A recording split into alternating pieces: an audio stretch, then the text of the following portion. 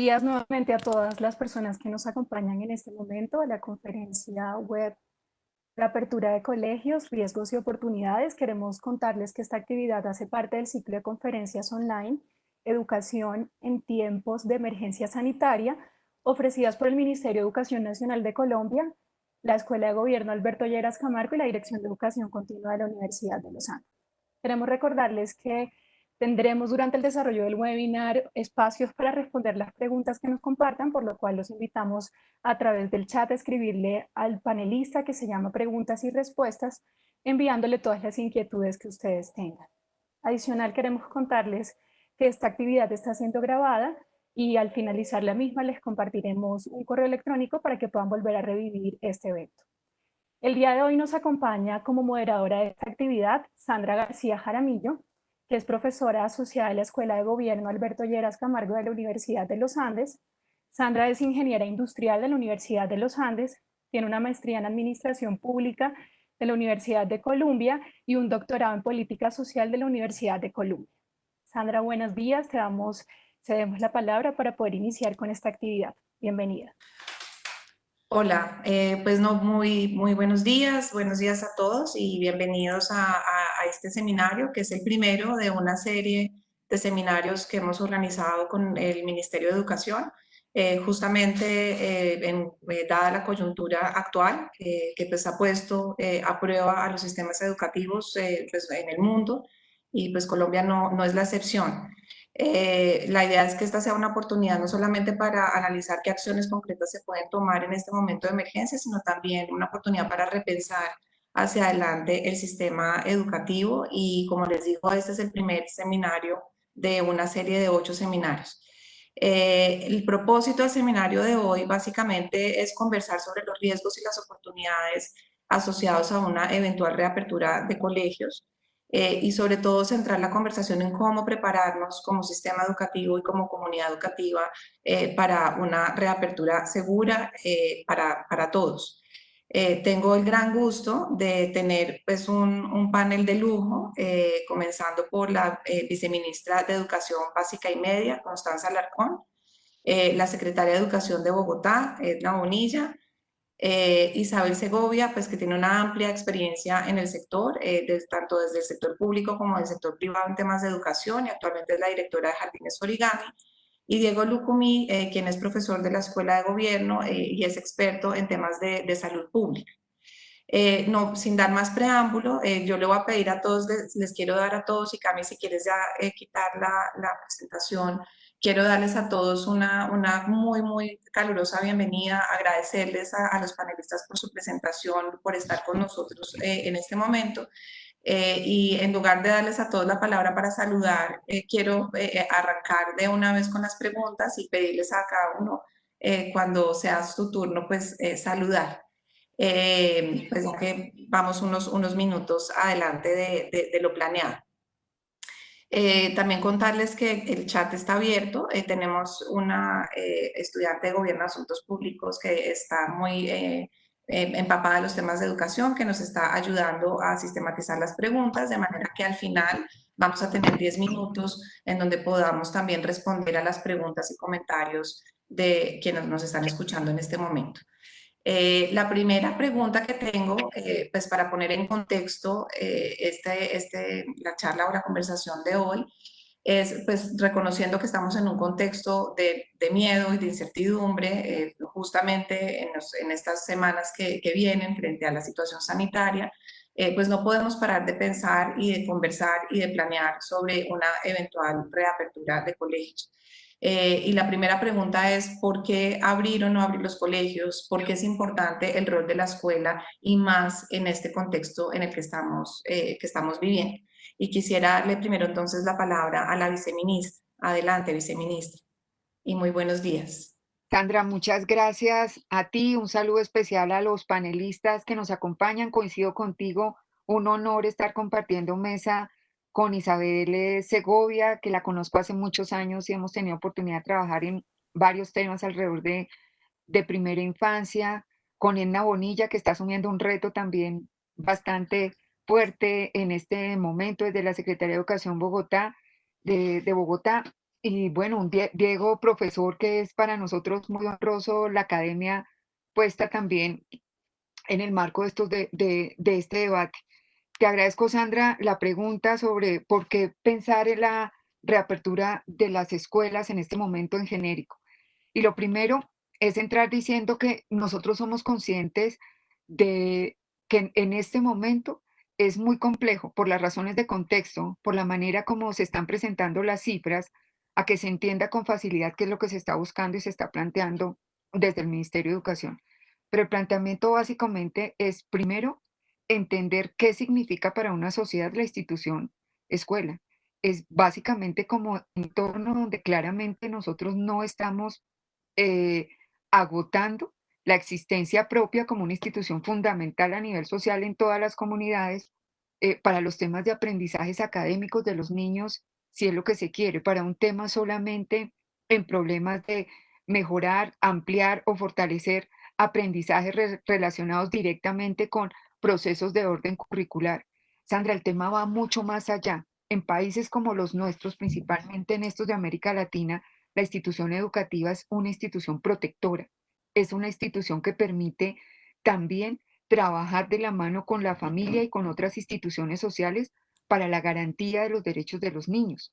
Y evidentemente sabemos que si bien en este momento las cifras no favorecen ningún proceso de inicio en temas de lo que se ha denominado alternancia, nosotros sí tenemos que ir generando mecanismos de preparación para lo mismo. Hoy hay robusta evidencia, resultados, digamos, de documentos oficiales en torno a entender que como se comporta como ese escenario que promueve no solamente el aprendizaje, sino el desarrollo integral de los niños, donde claramente la construcción de conocimiento se traduce en unos proyectos, en la posibilidad de construcción de proyectos de vida, pues existen varios informes de UNICEF, de las universidades, Harvard se ha pronunciado, Oxford, tenemos una relación importante de condiciones y situaciones en este momento que están mostrando cuáles son los impactos que se tienen.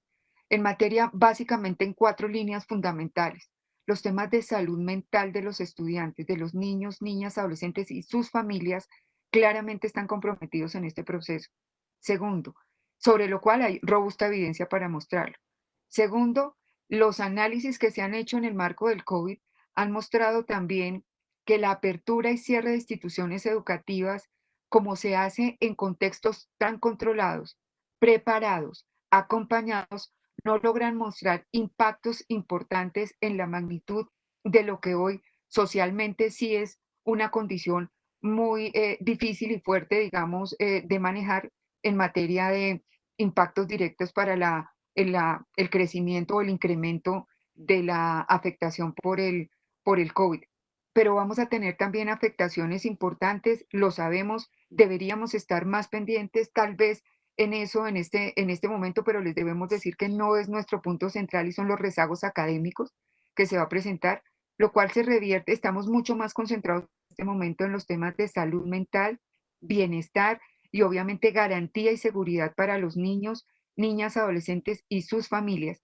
Está también los impactos que va a tener y que se están demostrando sobre los temas de pobreza y pobreza extrema. Siempre bajo situaciones de esta, la población más afectada en el mediano plazo es la población infantil y ese es otro elemento importante que como sociedad tenemos que estar revisando y estar mirando. El impacto sobre su seguridad, Sandra, finalmente, me parece que es muy importante traerlo acá, el incremento sobre los temas de violación de los derechos de los niños, el tema de maltrato, abuso, pero también temas referidos a lo que hoy hace referencia situaciones como niños que están digamos, participando en procesos al margen de la ley, niños que están en condiciones de explotación laboral, niños que están siendo sacados de la institución educativa. En este momento nosotros tenemos un nivel de abandono escolar muy alto en comparación de la matrícula del año pasado a la de esta matrícula. Un niño que no esté en el sistema educativo, así sea en condiciones de, de aislamiento preventivo, es un niño que está en condición de riesgo. ahí ya hay unos llamados y un ejercicio importante, y por eso el actuar directo con las secretarías de educación para poder hacer seguimiento permanente en un mensaje que es el que siempre se ha mandado y donde creo que es fundamental también hacer claridad, Sandra, en este escenario.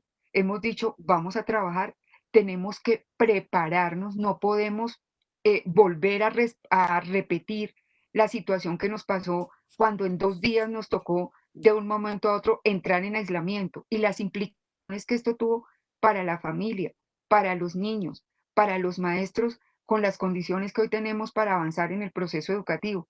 Entonces estamos diciendo es, hay que empezar ya, hay que empezar a hacer la preparación porque los niños en el momento en que sea conveniente, en que estemos seguros, en que haya voluntad de la familia, en que la curva y el manejo de la pandemia territorialmente lo permitan, porque tiene un comportamiento muy distinto en las entidades territoriales.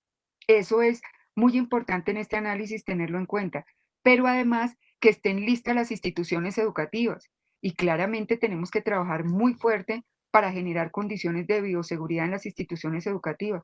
Por eso desde ahorita empezamos, por eso hace más de 3 semanas entregamos el lineamiento y por eso estamos en el ejercicio de decir, solo cuando esas condiciones se cumplan podremos empezar a manejar el esquema de alternancia. Pero hay un elemento, Sandra, y con este término porque sé que hay unos temas de tiempo y es, hay muchas comunidades en el país, principalmente en zonas rurales, poblaciones indígenas, comunidades que nunca han estado en aislamiento, que evidentemente siguen porque no tienen otra opción.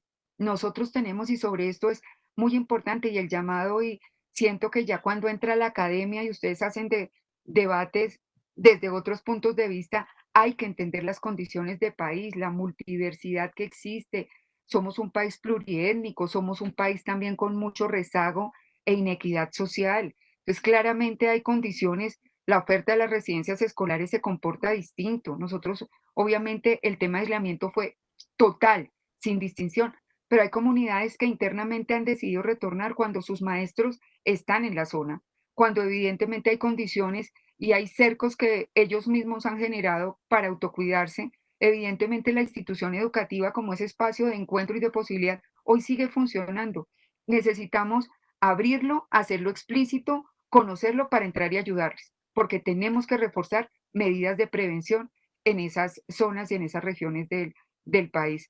Entonces, por eso es que es importante, concretando tu pregunta, por eso es muy importante conversar en este momento sobre el retorno a las instituciones educativas y la importancia de la institución educativa en el proceso de desarrollo de un niño y en su protección integral. Perfecto, muchísimas gracias, viceministra. Pues justamente pues su intervención y lo último que está diciendo pues me lleva a una siguiente pregunta y es justamente cómo vamos a prepararnos para esa reapertura y cómo podemos preparar a los colegios y a la comunidad educativa para una eventual reapertura perdón, de colegios y cuáles son esas consideraciones más importantes que debemos tener. Y quisiera darle la palabra y un saludo muy especial a Isabel Segovia para contestar esta pregunta. Isabel. Hola Sandra, muchas gracias por la invitación, pues muy contenta de estar acá. Vice, qué bueno verla y saludarla. A la secretaria de Educación, también un honor estar aquí sentada, yo me siento importantísima con este panel. Y a Diego, pues saludarlo y con mucho gusto de conocerlo y de conocer sus opiniones. Bueno, con relación a esa pregunta, digamos, yo quisiera enmarcar el tema otra vez en que hablar de eso en este momento, pues suena un poco miedoso. Obviamente estamos en una situación, digamos, estamos en una situación crítica, en algunos sitios más que otros, como lo dice Constanza, porque hay otros que ya están dando la vuelta lentamente en la curva. Y pues tenemos que tener esa consideración para tomar cualquier decisión. La idea realmente no es tomar una decisión apresurada. Yo les digo, digamos, me toca admitir que pues no me da ninguna alegría estar en esta situación ni en este momento, pero finalmente todo el sacrificio que hicimos previamente fue para llegar a afrontar este momento lo mejor posible. Y yo, pues, digamos, seguramente la historia dará la razón sobre todos estos esfuerzos y todas las implicaciones que tuvo, particularmente para los niños y jóvenes, que es de eso que estamos hablando. Seguramente dará la razón de esas políticas que se hicieron. Eh, y pues al final del día, pues ya estamos enfrentando el momento para el cual nos preparamos. Entonces eso quiere decir que también ya deberíamos empezar a enfrentar el momento posterior a este momento para el cual nos estamos preparando. Y entonces en ese contexto es que quiero pues, decir de manera muy responsable que en ningún momento se está tratando de decir que las instituciones educativas deban abrir mañana ni el 1 de agosto. Yo estoy de acuerdo que este es justamente el momento en donde va a ser muy difícil hacerlo. También pienso, como lo dijo la vice, que hay sitios en donde ni el COVID ha llegado y el distanciamiento, digamos, da las condiciones y como a nivel nacional creo que hay que hacer un análisis muy detallado donde pues ya se podría o próximamente se podrían abrir las instituciones. Pero para hablar de manera generalizada, que es muy difícil en el contexto de Colombia, porque como lo dice la vice, somos muy diferentes en distintos sitios, pues obviamente yo en términos prácticos pienso que hay 3 cosas que hay que tener en cuenta, que sé que Bogotá ya las está teniendo en cuenta porque ayer vi a la secretaria en un Facebook Live donde dio toda la explicación de lo que está pasando, pero muy sinceramente Bogotá no es una ciudad que me preocupe a mí. Yo creo que tiene las características y el equipo y los recursos para salir adelante de este proceso. Iría como en 3 líneas particularmente. Uno es en el tema de infraestructura y obviamente yo pensaría que ese es el tema más fácil, obviamente requiere de recursos, pero pues obviamente hay que evaluar el estado de cada una de las instituciones, evaluar qué comunidad lo rodea, cuántos niños tiene, si la infraestructura es la correcta y empezar a invertir en las reformas que se deben invertir. Y en los ajustes que se deben hacer para tener las condiciones de bioseguridad y poder, digamos, recibir a los niños nuevamente. Eso, digamos, es lo más fácil, es difícil, los recursos, la organización, etcétera, pero pues es lo más fácil, eso es un diagnóstico frío. Hay un tema muy crítico para mí que me parece que en algunos sitios uno oye un poco más de eso, pero que tal vez no se le está poniendo la suficiente atención, que es el tema de los docentes. Los docentes en este momento toca acompañarlos y acompañarlos es darles capacitación y apoyo psicoemocional porque ellos también están pasando por un momento muy crítico y prepararlos para lo que se viene. La presencialidad que vamos a tener no va a ser la misma que estaba antes. Por consiguiente, tienen que aprender de bioseguridad y de cómo mantener los niños y de cómo entretenerlos en eso. Tienen que efectivamente meterse en un problema de rezagos académicos muy complicados que se van a dar. Todos sabemos que todos los niños, independientemente del contexto, obviamente los más necesitados más que los más privilegiados, van a tener rezagos en el tema académico. En países tipo Corea, donde la conectividad sea perfecta, donde los maestros están formados para la conectividad, se ha demostrado que los niños rinden mucho más cuando han tenido periodos muy largos, mucho menos cuando han tenido periodos muy largos de conectividad.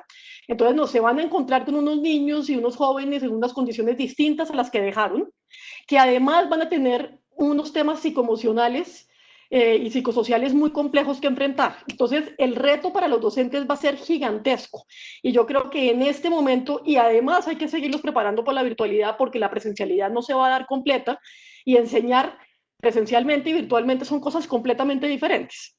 Entonces, mejor dicho, el reto y la carga que le está cayendo al personal docente es gigantesca y creo que es donde más esfuerzo deberíamos estar haciendo para acompañarlos, formarlos y prepararlos para lo que se viene y para que puedan seguir enfrentando la crisis en la que estamos, porque además no es como que estemos en un periodo de receso para formarnos, estamos en un periodo de receso para llegar a la presencialidad, pero pues estamos en ese problema. Por último, y no menos importante, es el tema de las familias. Las familias están pasando por un momento muy estresante, los niños están pasando por un momento supremamente estresante y complicado emocionalmente. Tenemos que acordarnos que los padres de familia por lo general no somos profesores. O sea, podemos acompañar en los procesos educativos de los niños y esto ha sido una gran oportunidad probablemente para muchos de poder acompañar eso, pero no estamos formados para ser profesores. No tenemos ni la paciencia, ni el carisma, ni la formación. Y por consiguiente no se puede ponerle esa carga a los papás y eso es asumiendo que tienen el tiempo.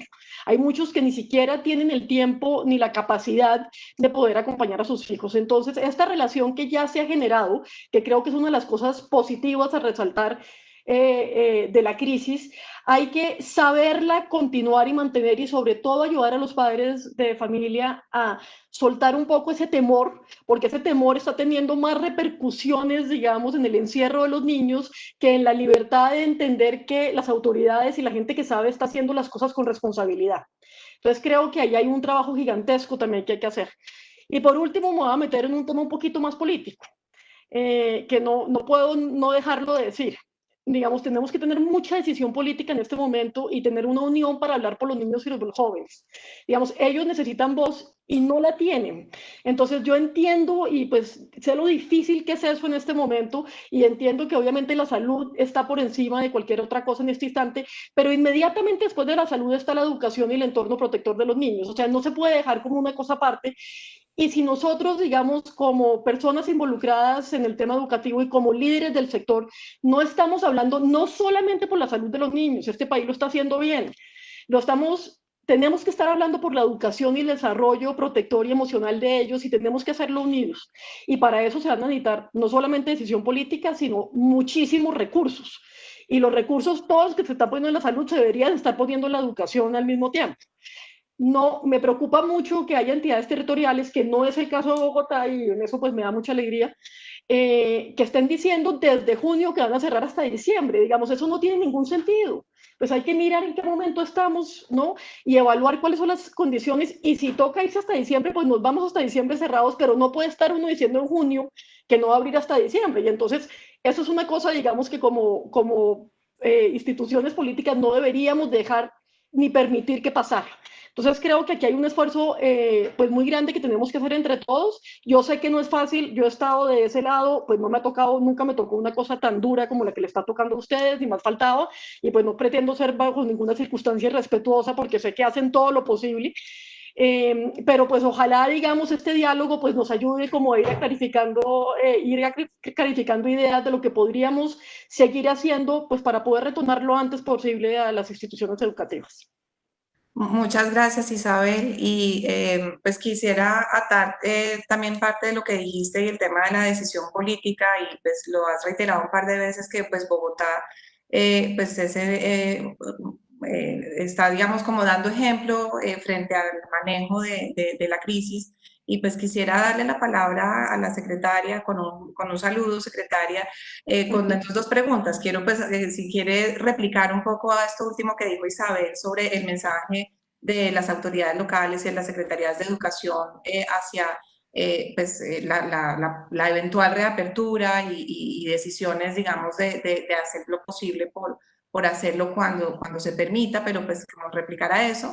Y también quiero dejarla con una pregunta, secretaria, y es frente al rol de los padres de familia, que ya también Isabel menciona, pues que ellos no son profesores ni están formados para ello, pero pues sí, pues en este momento que han estado más cerca que nunca al trabajo de sus hijos en el colegio, pues cómo podemos aprovechar esa cercanía de los padres y pues, la experiencia que están teniendo en este momento para potenciar el desarrollo de niñas y adolescentes, y pues experiencias que ustedes estén adelantando que nos pueda compartir en ese sentido. Entonces, secretaria, le doy la palabra y muchas gracias por estar con nosotros también.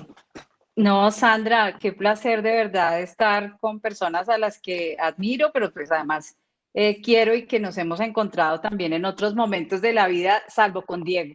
Pero pues mi saludo pues a ti, a la vice, a Constanza, a Isabel, y pues muchísimas gracias. Creo que nos hace falta conversar. Creo y nos hace falta dialogar más, escucharnos más y ponernos siempre en los zapatos del otro. A mí a veces me aterra cómo nos ponemos en unas posiciones absolutamente fuertes, radicales, sectarias, frente a algo que la humanidad desconocía, y en la época reciente es que llevábamos más de 100 años en una pandemia. Entonces pues nadie sabe cómo es que se maneja esto. Uno tiene intuiciones y pues en este momento como secretaria la responsabilidad de tomar decisiones poniéndonos siempre en los zapatos del otro, pero también escuchando a los científicos, escuchando a la comunidad, escuchando a los niños, a las niñas y a los jóvenes. Yo creo que esto es fundamental.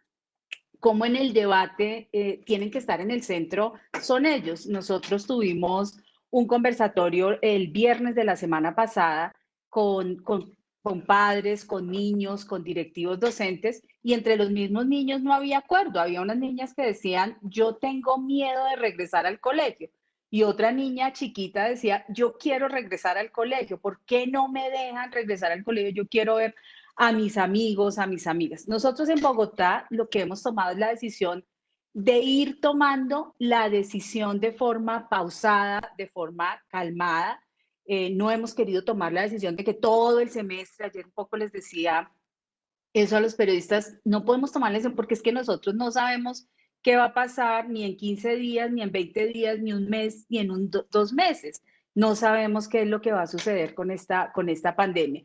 Entonces, en este momento, claramente no están dadas las condiciones para el regreso. O sea, nosotros lo hemos dicho y en Bogotá la decisión la hemos tomado técnicamente. Vamos a hablar de una eventual reapertura gradual al colegio, a las escuelas, cuando se presenten 3 condiciones: la disminución de la curva epidémica de los casos, la disminución de la positividad diaria y el control de ausencia de brotes, y saber en las UPCs o en las áreas circundantes a los colegios. Pues Bogotá es una ciudad con 20 localidades que se están comportando distinto, entonces seguramente las decisiones a nosotros nos va a tocar tomarlas teniendo en cuenta las localidades, ese comportamiento que se da en cada una de esas áreas. Entonces, con base en eso, nosotros hemos dicho, calma, créanme, yo les he dicho a los maestros, créanme que no vamos a poner en riesgo el bienestar de la comunidad, y el bienestar incluye el bienestar físico y el bienestar mental. Entonces, hemos hecho ese llamado, calmémonos, créanos en que nosotros estamos tomando esas decisiones, pero aprovechemos lo bueno que ha pasado. Y entonces esto me sirve para la pregunta, Sandra, que tú me hacías sobre los padres. Hay cosas buenas en esto, han sucedido cosas interesantes en esta pandemia. Antes, cuando yo soy profesora en la Nacional, entonces hice varios estudios y decíamos, el colegio aporta entre el 30 y el 35% de la formación integral de los niños. El resto lo aporta la familia, el entorno. Pues resulta que ahora a ese entorno le tocó manifestar cómo es ese aporte a la formación de los niños. ¿Qué hemos hecho? Hablar con los padres, hablar con los padres. Hace 15 días hicimos una encuesta, no diálogo, aclaro, y el 88% dijo que no mandaría a su hijo al colegio. Dijo, mire, yo no mando a mi hijo al colegio. Entonces, creo que hay que entender ese temor. ¿Qué es lo que hemos hecho nosotros? Un llamado a la corresponsabilidad. Un profesor amigo mío físico con 2 postdoctorados de la Facultad de Ciencias de la universidad me decía, me di cuenta que a mi hija le están enseñando mal matemáticas, la niña está en sexto. Y entonces necesitamos este espacio para que nos diéramos cuenta de eso. Entonces, la corresponsabilidad ha sido la base para formular unas estrategias pedagógicas y las hemos aprovechado, uno, para fortalecer el acceso a los recursos tecnológicos, para mejorar las relaciones, la comunicación, el acompañamiento y el desarrollo de las actividades. 2, fortalecer habilidades para la organización de espacios, tiempos, recursos. Hoy, por ejemplo, estamos diciendo, la casa puede ser un excelente laboratorio, la cocina puede ser un excelente lugar para que los niños aprendan a medir, a mezclar y demás. Estamos para que nos ayuden a desarrollar procesos autónomos de aprendizaje y para que haya un mayor trabajo, una articulación entre docentes, familias que faciliten el acompañamiento. ¿Qué estamos también haciendo? Identificando, profundizando los intereses de los estudiantes. Eso es importante. Seguramente los estudiantes, teniendo ahora un poco más de tiempo en su casa, una de las chicas que participó en el conversatorio del viernes me decía, estoy más cercana a mis papás, hablo más con mi mamá, hablo más con mi papá, porque estoy, digamos, todo el tiempo. Entonces nosotros queremos utilizar todo eso que se ha dado en este proceso y queremos plantear una red de familias cuidadoras. Esa, digamos, es una de las apuestas, quedó dentro del plan de desarrollo, tomar esas redes, esas redes de padres de familia que le aportan a los niños, que le aportan a las familias y que le aportan a los colegios. Entonces tenemos algo que hemos llamado incitar 21, incitar siglo XXI, que son acciones de convivencia en la escuela que se puedan repetir. Y lo otro que estamos haciendo es un programa que hemos llamado Los niños y las niñas educan a los adultos. porque también creemos que puede ser un muy buen espacio. Estamos tomando, por ejemplo, casos como el reciclaje. Los niños y las niñas nos pueden enseñar mucho más. Entonces, estamos trabajando en una serie de estrategias que permitan ese acompañamiento de las familias. Que es claro, y esto para finalizar, que cualquier eventual reapertura de colegios pues tiene que contar con la decisión de los padres. Nosotros en eso estamos absolutamente comprometidos, la voz de los padres, pero también les hemos dicho a los padres, hay que escuchar a los niños, hay que escuchar a los niños, a las niñas y que ellos siempre estén en el centro del debate. Entonces, muchas gracias. Muchísimas gracias, secretaria, y pues espero, sé que hay muchas preguntas, ya están saliendo muchas preguntas en el chat, pero pues quiero como terminar de cubrir pues temas muy prioritarios para este diálogo y esperar poder tener un poco más de interacción entre ustedes. En este momento, pues justamente pues estas condiciones que la secretaria y la viceministra Isabel mencionan sobre las condiciones para abrir, ¿no? Y las condiciones para abrir, por supuesto, tienen que ver mucho pues con minimizar cualquier riesgo de contagio y pues o minimizarlos. Y pues como lo mencionaron ustedes, pues hay mucho temor frente a este tema, sobre todo por parte de los padres de familia.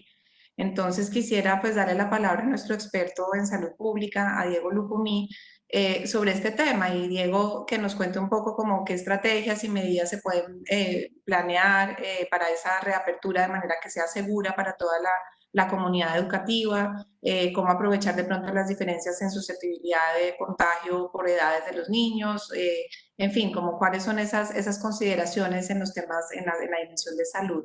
Entonces, Diego, con un muy especial saludo también, te doy la palabra. Hola Sandra, muchas gracias y buenos días para los que nos siguen y bueno, un gusto poder estar aquí con la viceministra, con la secretaria, con Isabel. Bueno, así sea por este espacio que podamos conversar sobre este tema tan importante.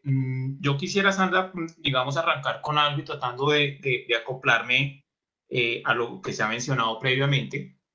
Y es, claramente estamos en una circunstancia que genera mucha incertidumbre y hay que reconocerla porque es legítimo. O sea, estamos, los temores, los miedos, creo que es un elemento legítimo. A veces desde la academia se nos ha criticado porque se nos dice que nosotros solo nos basamos en la evidencia y no estamos reconociendo como esos temores y que yo, digamos, a lo que quiero, digamos, acogerme es que es muy importante escuchar todas esas voces, pero también es muy importante que le demos un papel, digamos, a la evidencia que tenemos en este momento sobre qué ha pasado y lo que se ha venido construyendo, porque el riesgo con el que nos podemos quedar es que solamente nos quedemos al lado de los miedos, pero no seamos capaces de abordar la evidencia y entenderla y ver su aplicación. Entonces, para empezar, digamos, como respondiendo eso y partiendo de esa idea inicial, yo creo que, digamos, hay como tres cosas que a mí me gustaría mencionar alrededor de eso. Lo primero es, sin quererme meter en cosas muy epidemiológicas, pero sí quisiera como precisarlas. En este tema creo que hay tres asuntos o tres conceptos que vale la pena que todos empecemos como a interiorizar y a reconocer frente a lo que implica la epidemia en el contexto particular de los niños. Uno es el concepto de susceptibilidad, el otro es el de severidad y el otro es transmisibilidad. La susceptibilidad, pues es, digamos, la posibilidad que yo tengo de desarrollar, en este caso, la enfermedad a partir de la exposición que tenga a la misma o al virus, que se ha encontrado hoy y que se sabe hasta hoy. No hay total certidumbre, no hay total certeza, pero lo que se sabe, por ejemplo, en términos de susceptibilidad, es que los niños y los jóvenes, pero particularmente los niños más pequeños, parecen tener una menor susceptibilidad a la infección. Y eso es importante reconocerlo. O sea, hay una evidencia ya cada vez que apunta en esa dirección. Y hay una serie de mecanismos plausibles que permiten, digamos, correlacionar esos hallazgos epidemiológicos con factores tanto biológicos como de la misma epidemiología. Entonces, ese es un elemento importante. Donde hay mucha mayor evidencia, es que la severidad de la enfermedad en los niños es mucho menor en comparación con otros grupos de la población. ¿Sí? Entonces, ese es un elemento muy importante a tener en cuenta. El otro asunto que ha preocupado mucho es el tema de la transmisibilidad, o sea, qué tanto pueden contribuir los niños a transmitir la enfermedad a otros grupos poblacionales. Y ahí también hay una evidencia cada vez mayor de que el efecto, digamos, que teníamos inicialmente o las preocupaciones que teníamos parecen ser menores en términos, o el efecto de los niños en transmisibilidad puede ser mucho menor de lo que se había pensado. Entonces tenemos que empezar a reconocer esa evidencia e incorporarla en los procesos de toma de decisión. De hecho, ya hay algunos autores que están diciendo, ojo, porque parece ser incluso lo contrario, que somos los adultos los que podemos incrementarle el riesgo de infección a los niños, y no en vía contraria. O transmisiones niño a niño, que es uno de los temas, digamos, donde ha habido también mucha preocupación. Entonces, esos asuntos es importante que los tengamos presentes. Entonces, con eso, tenemos que, estas respuestas que implican una decisión política, tienen que empezar a reconocer esos elementos también. Y eso, por ejemplo, hace pensar, en función de lo que tú me estás preguntando, que, por ejemplo, tendríamos que empezar a decir cuáles son los grupos prioritarios. Entonces, vamos a dividir los grupos entre los más pequeños, los menores de 10 años, y los grupos, el grupo mayor de 10 y 19, 18 años. Por un lado, con el grupo más pequeño, lo que se encuentra es que parece ser ese grupo donde los riesgos de susceptibilidad y severidad son menores, pero claro, está la preocupación que son los que se pueden adherir mucho menos a las medidas de, digamos, de bioseguridad. Entonces ahí tenemos que generar un balance alrededor de eso. Por otro lado, el grupo de adolescentes, pues es donde los riesgos ya pueden ser mucho más altos en términos de susceptibilidad, de transmisibilidad, etcétera, pero son los que adicionalmente se pueden adherir mucho más a las medidas de control. Entonces, ahí hay que hacer un balance, pero también están las necesidades. El grupo de niños menores tiene unas necesidades muy particulares en términos de lo que implica, de lo que han dicho mis antecesoras alrededor de eso, en términos de lo que implica la escuela para ellos, para su desarrollo socioemocional, su desarrollo cognitivo, etcétera, etcétera. Entonces hay que hacer una serie de avances alrededor de esos asuntos. Pero lo que hay que ver es que hoy tenemos más o menos 75 países que tienen escuelas abiertas. Y tenemos 3 tipos de países alrededor de eso. Y tenemos que ir aprendiendo de esa evidencia. Hay países que nunca cerraron. O sea, que nunca, en todo el transcurso de la epidemia, de la pandemia, nunca han cerrado. Hay otros países que han ido haciendo aperturas graduales y hay otros que incluso están casi que con aperturas completas. Y dentro de esos que tienen algún tipo de apertura, también encontramos mucha variación. Algunos incluso, digamos, una cosa que se ha propuesto particularmente es todo el tema de distanciamiento físico, pero algunos países incluso están permitiendo ya ciertos niveles de integración de los niños y de posibilidades de que puedan relacionarse. Ahora, una de las cosas que sí es como característica en casi todos estos países es clases pequeñas. Incluso algunos autores han dicho incluso los beneficios que eso tiene para el desarrollo cognitivo de los niños y para resolver problemas de rezago, cursos mucho más pequeños, y que ustedes son expertos en todos esos asuntos. Entonces, creo que tenemos que empezar a usar toda esa evidencia y no quedarnos en lo que alguna de las antecesoras mencionaba, de ese discurso polarizante, sin empezar a incorporar estos asuntos. Y yo quisiera cerrar como con algunas ideas alrededor de esto. Uno es que la evidencia, y basados en un principio que es muy importante en salud pública, que es el principio de precaución, fue que se cerraron las escuelas. O sea, nosotros no teníamos evidencia sobre este virus. O sea, se cerró porque teníamos la evidencia de otros tipos de infecciones respiratorias donde los niños juegan un papel importante en términos de la transmisión. Por eso se cerraron las escuelas. No porque tuviéramos evidencia de que COVID tenía un efecto importante en los niños, etcétera, etcétera. Entonces ahora tenemos que reconocer la evidencia nueva. Entonces es importante decirlo y no quedarnos con que era que sabíamos que el COVID tenía ciertas características. No sabíamos. Entonces usamos evidencia de otros tipos de infecciones para tomar esa decisión. ¿Qué se ha dicho hoy? Que el efecto de las escuelas, y entonces insisto, no pareciera ser el que inicialmente se había establecido, y eso es lo que está mostrando la evidencia. Entonces ahí creo que tenemos que, porque hay una cosa que a mí me preocupa como saludista, y es que creo que de alguna forma hay un discurso de estigmatización de niños y de las escuelas. Y creo que eso es muy preocupante, que ese sea el mensaje que demos. O sea, las escuelas no pueden ser la oveja negra de la pandemia. No hay evidencia para decir eso, no hay evidencia para decir que los niños son la oveja negra de la pandemia y que son los que van a llevar a que la pandemia no se pueda controlar, etcétera, etcétera. Eso no hay evidencia que soporte ese argumento. Y lo tercero, que ya lo han dicho de alguna manera, pero yo lo quiero reiterar desde la perspectiva de salud pública, es que hay que poner la escuela en contexto. O sea, hay que poner la escuela en el contexto de cómo está la transmisión y la situación epidemiológica en el contexto donde está la escuela.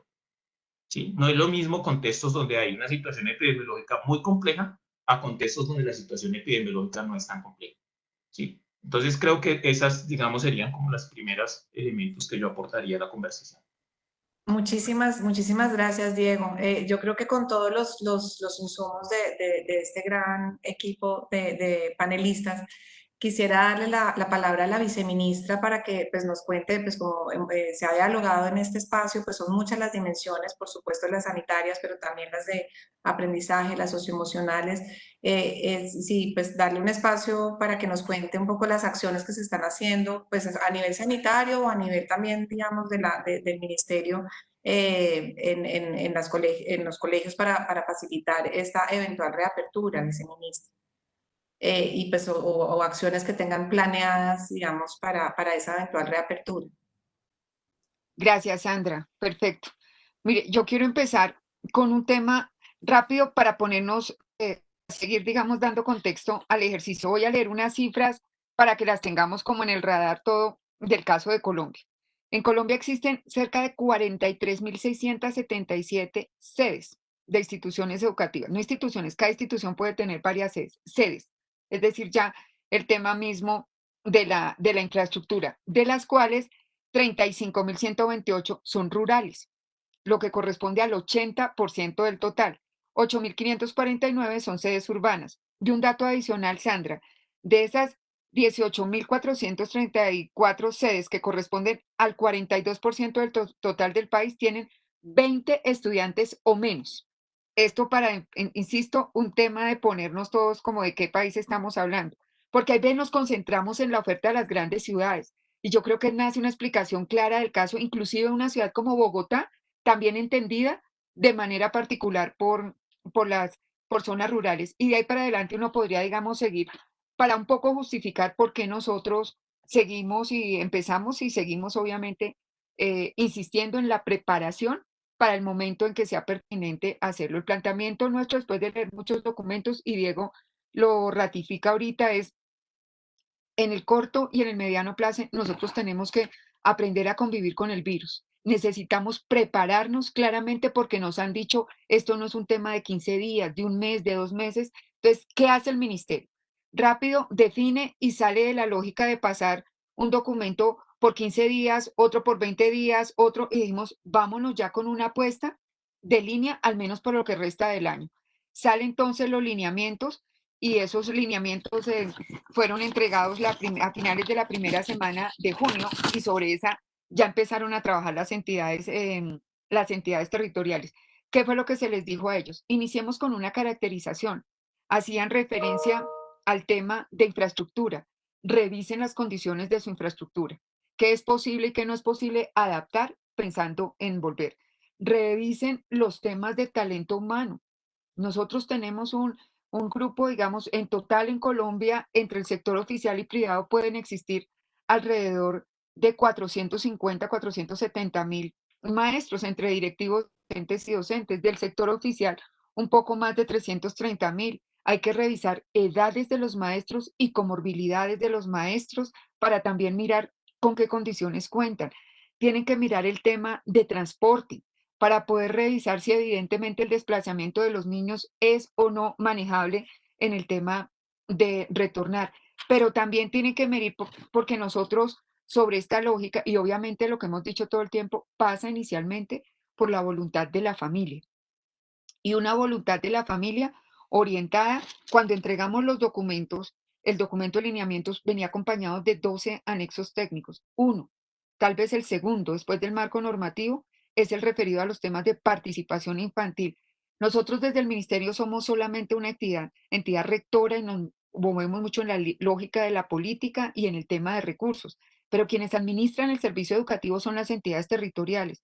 Entonces dijimos volcarnos totalmente a hacer un trabajo directo con cada una de las entidades territoriales. Es impresionante la manera en que hoy existe la comunicación y me parece importante decirlo porque también se ha desinformado mucho en que nosotros no hemos trabajado directamente con las entidades territoriales. Hoy, semanalmente, mínimo con cada entidad territorial, hay 2 o 3. Unas entidades territoriales obviamente ameritan mucho más acompañamiento.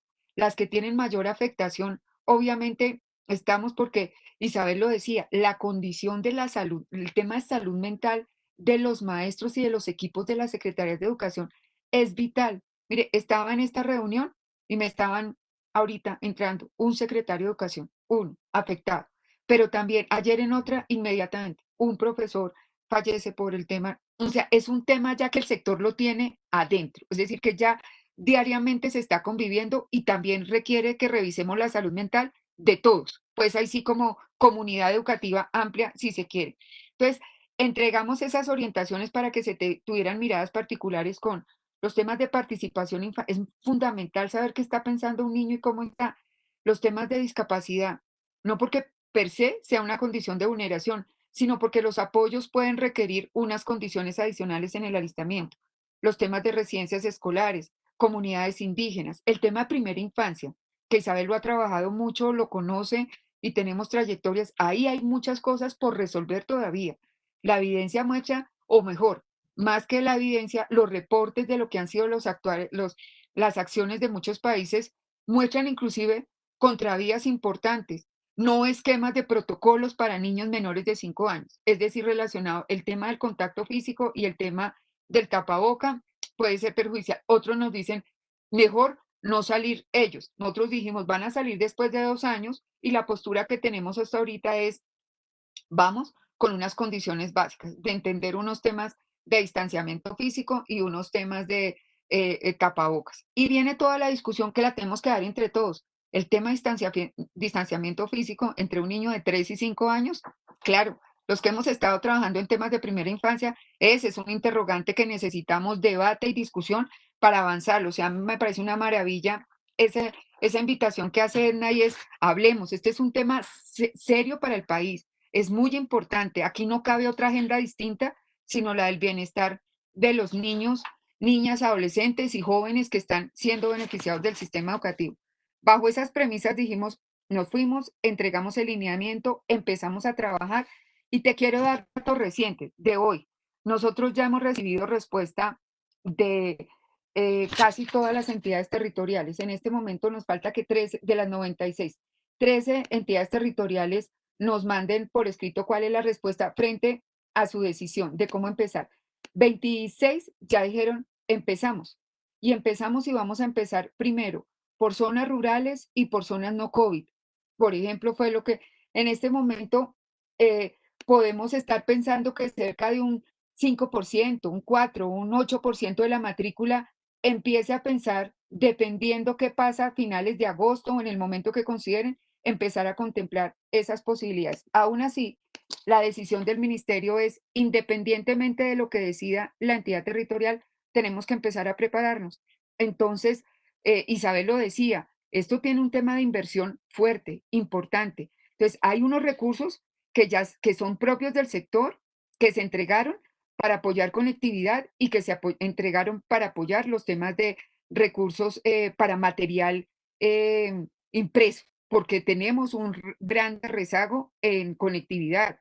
Ciudades como Bogotá pueden llegar a tenerlo y lo tienen, pues ya imaginemos, por ejemplo, las zonas rurales del país. Entonces, evidentemente, ahí, mientras avanza la agenda de conectividad, nosotros no podemos poner el proceso de aprendizaje de los niños a esperar. Entonces, entregamos esos recursos. Pero adicional, nos fuimos con los recursos del FOME, los que están básicamente para el fondo de emergencia que se tiene en este momento, y dijimos, nos vamos con todas las sedes educativas y vamos a empezar a poner un protocolo básico para el 100% de las sedes educativas. En ese proceso ya estamos en este momento haciendo el giro entre Hacienda, Educación y a la entidad territorial, mirando cuál es el mejor mecanismo.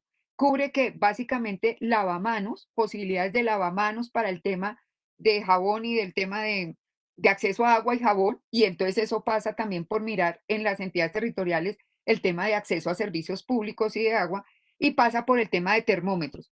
Cuando una entidad territorial nos dice, nosotros vamos a empezar, pues entonces hacemos una transferencia adicional para el tema de protocolos físicos, los directivos, del personal administrativo, de vigilantes, de los maestros y de los niños.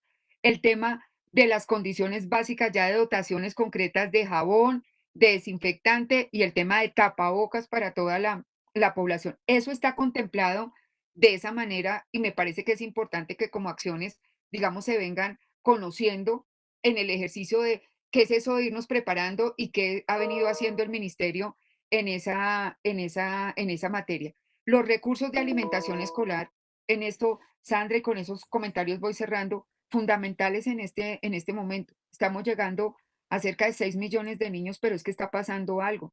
Los niños antes tenían su alimentación, algo, la que se fuera posible en su casa, y algo que recibían adicional, un complementario por el PAE. Como el PAE hoy llega a sus casas, se ha constituido en algunos casos en la comida de los niños. Entonces, esto, yo insisto, hay que mirarlo un poquito con cabeza fría, de las discusiones que uno dijera, mejor no darla ahorita, porque es que esto es muy complicado y esto es impopular, dirían algunos en este momento, pero hay que darle, es responsabilidad con los derechos de los niños. Y así como consultamos expertos epidemiólogos, Diego nos ayuda bastante, también hay que consultar expertos de otras áreas y las implicaciones nos las están mostrando en el mediano plazo. Así que hablar de prepararnos para retornar es un acto básicamente en política pública responsable. No estamos presionando a que sea ya. Nos contestan obviamente con miedo, con angustia, con rabia. ¿Cómo se les ocurre? Sí, se nos ocurre en este momento porque consideramos que es lo que tenemos que hacer para prepararnos y tener unas condiciones básicas. El sistema tampoco va a estar superado totalmente en todo su déficit financiero, de formación de maestros, de capacidad pues en lo territorial para poder retornar. Tenemos mínimo que generar unas condiciones de seguridad para retornar en la forma como está hoy la oferta educativa, que de antemano ya sabemos y por eso avanzamos en una reforma al Sistema General de Participaciones, requiere una transformación de fondo y de más recursos para los temas de calidad, pero no podemos posponer un compromiso con los niños hasta esperar el mundo ideal. Gracias, viceministra. Tenemos un reto muy grande, es que nos quedan 13 minutos y voy a tratar, he estado tratando de mirar las preguntas que están saliendo en el chat. Varias de ellas la viceministra justamente ya se refirió un poco a ellas, el tema de los recursos, por ejemplo, y de la inversión que se va a requerir para poder cumplir con muchos de los protocolos, el tema de la conectividad en regiones. Pero hay una pregunta que también la mencionó. Hay una serie de preguntas relacionadas con la capacitación de los docentes y de cómo con poder, incluso hay otra pregunta o sugerencia de algunos de los participantes diciendo que se pueden incluso hacer redes de maestros para compartir mejores prácticas y las necesidades que tienen los docentes en este momento. Entonces quisiera darle la palabra a Isabel Segovia, que es uno de los temas que más mencionó también en sus puntos sobre los docentes, si en su experiencia y en las ideas que ella pueda aportar en esta conversación, y también aprovechando ahorita que les dé la palabra, si quieren replicar a alguna de las intervenciones de sus antecesores, bienvenidos. Entonces, Isabel, si puedes ayudarnos con la pregunta de capacitación de docentes, redes de maestros, como buenas prácticas en ese sentido, incluso con la participación de diferentes actores públicos y privados. Sí, Sandra, gracias. Antes de contestarte la pregunta, no es una réplica, realmente es como un complemento. Pues primero quisiera decir, porque no creo que vamos a tener mucho más tiempo y creo que probablemente esta es mi última intervención, es que pues me alegra mucho conocer de primera mano qué viene haciendo el ministerio y en ese sentido, pues como decía Edna, lo que falta es un poco de diálogo y de conocimiento y pues de manejo muy apresurado de la información. Y me alegra saber que hay algunas entidades territoriales, además de Bogotá, que están en el proceso de prepararse para la reapertura y que estoy completamente de acuerdo con la vice de que la situación no va a ser perfecta. Por consiguiente, digamos, también hay que tomar en un momento dado la decisión porque, pues, digamos, no vamos a recuperar todo lo que ha tenido el sistema como deficiente antes de poder retornar con los niños a los colegios, porque ellos están, digamos, creciendo. Uno no les puede decir de pronto dejen de crecer. que ahorita vamos a resolver todo y los dejamos entrar después. Y entonces en eso yo sé que eso es una presión en la política pública muy fuerte, pero es muy importante tenerla en cuenta. Hay un tema ante los docentes que me preocupa a mí mucho, que es el tema de la voluntad de la familia. Y esto es muy impopular decirlo, pero lo tengo que decir. No, lo de la voluntad de la familia es un lujo de algunos. Y eso es un tema que tenemos que tener mucha conciencia porque hay niños y papás que no tienen ninguna posibilidad de dejar sus niños en las casas a la hora que les toque salir a trabajar. Entonces, puede tener la voluntad de no enviarlos, digamos, pero si las condiciones no están dadas, y como pasa en la mayoría de la población colombiana, pues los niños tienen que ir a algún sitio para que los cuiden. Y si no, entonces hay un detrimento en la calidad de trabajo, en el empleo, en el recurso, y además terminan siendo los niños los culpables. Entonces me parece que es muy, digamos, es muy complicado salir sin darle las herramientas a las familias a ver cuál es la voluntad que tienen o no. Hay que darles la opción de que puedan estar tranquilos, digamos, de salir seguramente y en las mejores condiciones a dejar a sus hijos allá.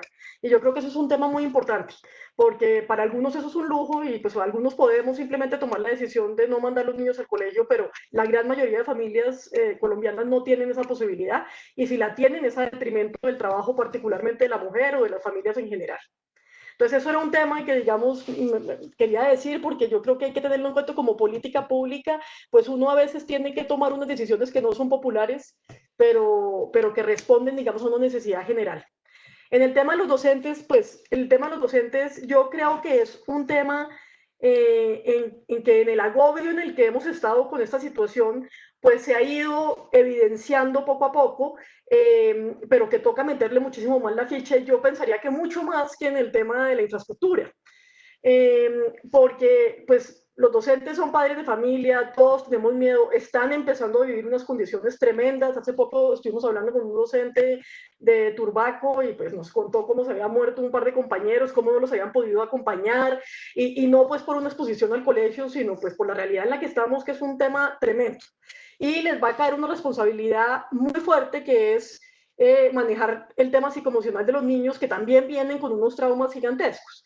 Entonces, yo creo que lo inicial que uno podría hacer, que es una cosa muy práctica, es empezar a fortalecer las buenas prácticas del tema de la virtualidad y del tema de cómo se está llegando a ciertas zonas para darle, digamos, un impulso a ellos de seguridad en su tema profesional. Ahora, hace poquito estaba mirando unas experiencias en Boyacá que han sido maravillosas en el tema rural, en el tema, digamos, tanto de conectividad como de profesores que se van casa a casa a entregar material, etcétera.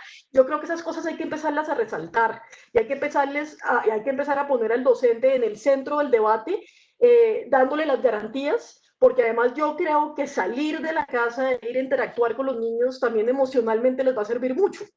Entonces, porque también el encierro y el tema de la conductividad que nos molesta a todos, pues el docente está acostumbrado a estar con los niños también y trabajar con ellos. Entonces, sí creo que las redes, sí creo que el tema de resaltar experiencias exitosas, aunque sea en el tema práctico, y obviamente todos los apoyos que se puedan dar desde el sector público para el tema psicosocial, pues son vitales. Muchas gracias, Isabel. Otra pregunta que hay en el chat y que la quiero pues como unir es todo y se la quiero hacer a la Secretaría de Educación y pues de pronto si la vice tiene alguna réplica en ese punto y es sobre las rutas de atención para evitar el abandono escolar. O sea, ¿qué rutas, por ejemplo, la Secretaría de Educación está teniendo en este momento o qué acciones que de pronto pueda inspirar a otras secretarías sobre seguimiento a estudiantes y rutas para evitar el abandono escolar? Sandra, gracias. Pues lo primero es que nosotros tuvimos que entender la complejidad del sistema educativo, pero frente a la pandemia, porque es que eso no lo sabíamos. O sea, uno trataba de entender cómo se comportaba la matrícula, la planta docente y demás, pero no frente a la pandemia, cómo era que teníamos que actuar. Entonces, eso fue, digamos, de las primeras cosas que nos permiten decir cuál es esa ruta que vamos a seguir para que tengamos esa compañía permanente en los niños y las familias. Entonces, al cambiar, cuando uno entiende esta complejidad, ahorita Constanza decía 43.677 sedes educativas, Bogotá tiene 750 sedes, 20 localidades, ¿cierto? Nuestra matrícula ha subido, porque eso también es importante, también como un poco respuesta a lo que nosotros estamos haciendo con las familias. Entonces, entender eso, toca cambiar el proceso, toca transformar la pedagogía, la forma en cómo los maestros están interactuando con los estudiantes es distinta. Toca incluso hacer ajustes de contenidos. Francesco Tonucci, quien nos está como acompañando en varias actividades, él nos decía que cómo queremos nosotros que los niños, los jóvenes recuerden esta etapa de su vida y sobre eso reforcemos contenidos. Entonces seguramente vamos a tener que incentivar más la lectura, más la educación por proyectos, volver a esa discusión de ciclos y demás. Entonces, cambiar procesos, cambiar pedagogías, cambiar contenidos y por lo tanto cambia la evaluación. Entonces, cuando uno dice, ¿cómo le hago seguimiento al ritmo de aprendizaje de los estudiantes? ¿Cómo hago para que estos estudiantes se mantengan? Pues cambia. Nosotros en Bogotá diseñamos la estrategia Aprende en Casa. Hoy tenemos Aprende en Casa versión 2.0 porque recogimos como las experiencias de lo que fue el primer semestre y cómo hacemos frente a este segundo semestre. Aprende en Casa tiene 4 canales, que es el virtual, la televisión, el radio, pero también la entrega de guías físicas. Eso lo tenemos que entender y yo, digamos, veo eso en el país y es mucho más difícil. Nosotros logramos llegar a 250,000 estudiantes con entrega de guías físicas. ¿Qué hemos hecho? Uno, tratar de mantener el contacto siempre con las directivas docentes y que las directivas docentes tengan su contacto con los profesores y nosotros a su vez también con los maestros y maestras, a los que de verdad yo lo quiero decir, yo solo tengo palabras de gratitud y reconocimiento con ellos porque se han inventado unas formas maravillosas de llegar a los estudiantes y nosotros lo que hacemos es acompañarlos. 2, nosotros tenemos que acompañar pedagógicamente este proceso. Entonces, aprovechando... hicimos un ajuste en el calendario escolar y la semana pasada tuvimos nuestra semana de desarrollo institucional. Esa fue una semana clave en la que nos pusimos de acuerdo, discutamos sobre algunos temas con los docentes, con los directivos docentes y miremos cómo hacemos balance de lo sucedido, pero también cómo planeamos. Entonces, nosotros quedamos de verdad muy agradecidos y sorprendidos. 40,000 personas participaron en la Semana de Desarrollo Institucional. El taller que tuvo en solo presencialidad 5,300 asistentes, cómo elaborar guías. Los maestros necesitan ese acompañamiento en el cómo se elaboran las guías, cómo es que le llegan a los estudiantes. El tema psicosocial, cómo acompañamos a los estudiantes, pero también cómo acompañamos a los maestros y cómo nos acompañamos a nosotros. La virtualidad no resuelve todo, yo lo he dicho, la virtualidad llegó para quedarse, nada que hacerle, nosotros le estamos apostando fuertemente a la virtualidad, en contenidos, en la revisión para a cuántos estudiantes les vamos a llegar. Mire, la multipropósito nos dice que 354,000 estudiantes no tienen acceso al computador y al internet, ¿sí? En el plan de desarrollo logramos vamos a llegar a 100,000 estudiantes. ¿Qué vamos a hacer con estos 254,000 estudiantes? ¿Cierto? Entonces, nos estamos inventando muchas formas en cómo les vamos a llegar. Pero aunque la virtualidad no resuelve todo, pues sí nos va a ayudar muchísimo a resolver. Entonces, estamos completamente apostándole fuertemente a la virtualización, pero acompañada de todos estos elementos emocionales, psicológicos y de bienestar. Comparto con Isabel, comparto con Constanza las redes de maestros. Lo que están haciendo los maestros es maravilloso y tenemos que generar los espacios para que entre ellos se puedan contar qué es lo que están haciendo, cómo lo están. Una de las cosas más positivas, creo, de todo esto, así como la corresponsabilidad de las familias, es la valoración del maestro.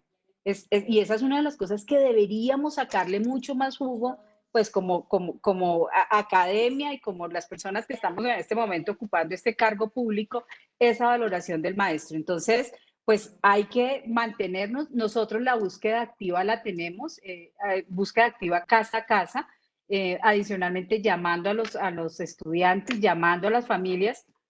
Y el otro programa que para mí es fundamental, y Constanza lo decía ahora, es alimentación escolar.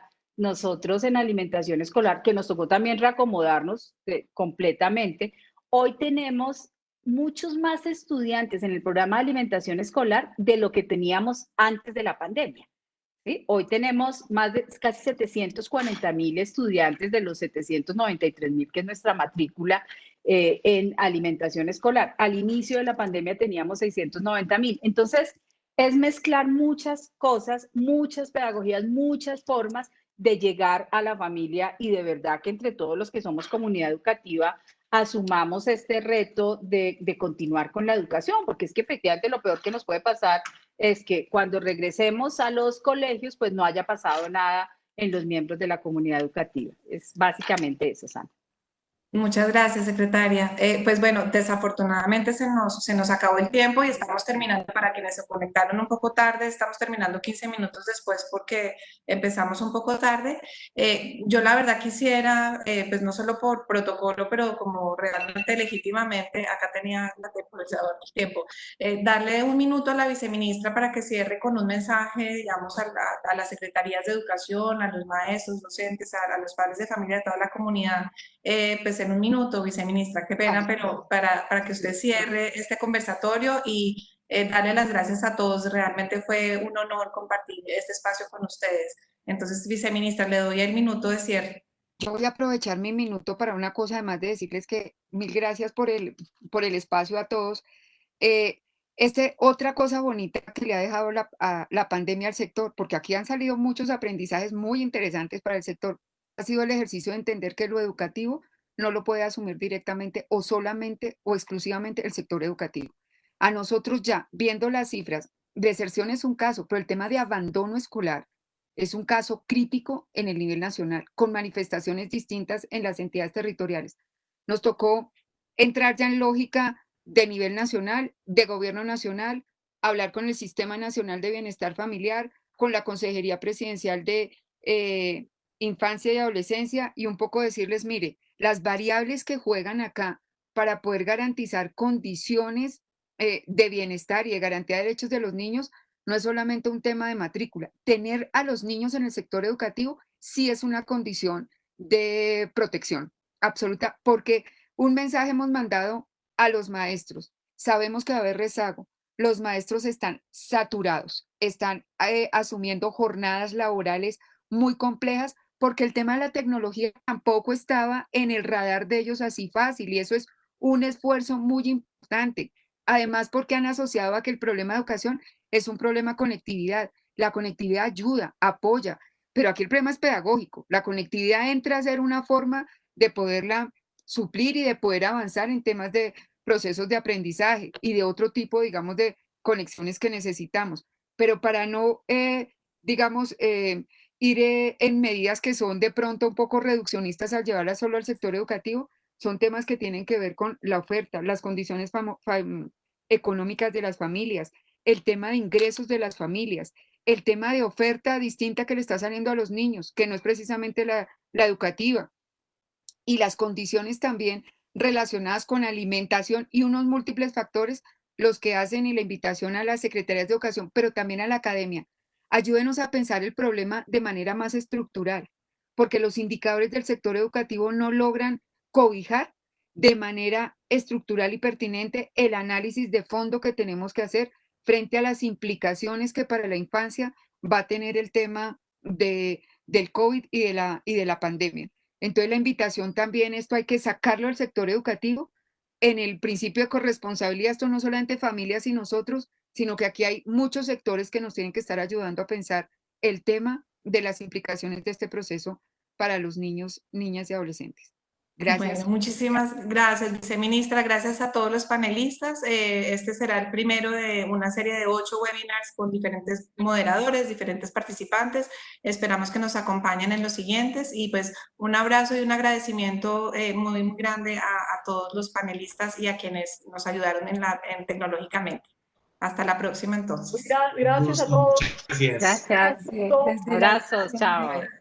Desde la Dirección de Educación Continua de la Universidad de los Andes también queremos extenderle un agradecimiento a todos ustedes por su participación, a los panelistas y a los asistentes que nos estuvieron compartiendo sus preguntas a través de Facebook Live y a través de Webex también. Queremos también contarles que a través del chat, antes de irnos, les vamos a compartir 2 enlaces. Un primer enlace es una encuesta muy corta que les pedimos diligenciar para que nos cuenten cómo fue su experiencia en esta actividad. Y adicional les estamos compartiendo otro enlace, que es el enlace de la página de contenidos digitales, donde van a conocer otras actividades como estas que tenemos programada y van a poder volver a vivir esta actividad si quieren volver a verla. También queremos contarles que el día de hoy a las 3 de la tarde tendremos un webinar con el Ministerio de Educación Nacional también sobre inclusión y equidad en la educación. Los esperamos allí. Mañana tendremos también con el Ministerio a las 10 de la mañana el webinar de la radio y la televisión en las mediciones de la flexibilización curricular. Los esperamos en estas actividades, conózcanlas, participen y bueno, nos vemos en la próxima. Nuevamente muchas gracias a todos por su participación. Que tengan un feliz resto de día.